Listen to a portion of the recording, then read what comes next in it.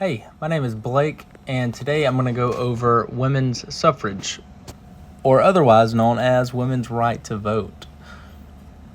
I am going to include a pamphlet produced by the National Association Opposed to Women's Suffrage. It was a propaganda group to spread awareness to why we should not allow women to vote. They created some bullet points that were easy, good talking points over coffee or whatever the case may be.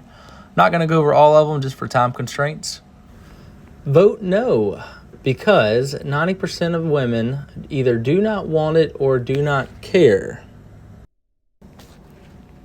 Next, because 80% of women eligible to vote are married and can only double or annul their husband's votes. They seem to forget about the other 20% that are not married. I guess legislation only affects households. The next argument is, why waste the expense of having a double vote in a home? It could cause two things: to vote for the same candidate in the same household, or possibly null and void their husband's vote. Next, their major concern is that there will be more women voting in certain areas, and this will place the government under petticoat rule. And this just means that women rule the world. They were really worried about that.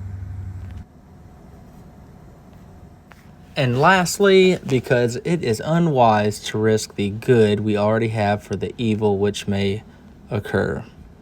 They were really concerned about maximum calamity and destruction if women were to have a say-so in things. And it wasn't so much that they thought that women would just make poor choices, or maybe it was, I don't know. But historically, anytime there's been big major changes in government, some form of suffering has accrued as a result of this.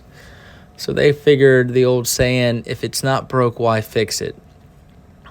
However, as time grows and the responsibilities of women go beyond the household, their need for their voice in legislation needed to be heard. And that's the whole premise of women's right to vote.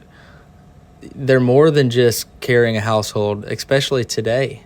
But even in the early 20th century, when they were really fighting for the right to vote, they were out working the factories, working in the textile industry. This legislation had a direct impact on their well-being, and as a result, they needed a voice.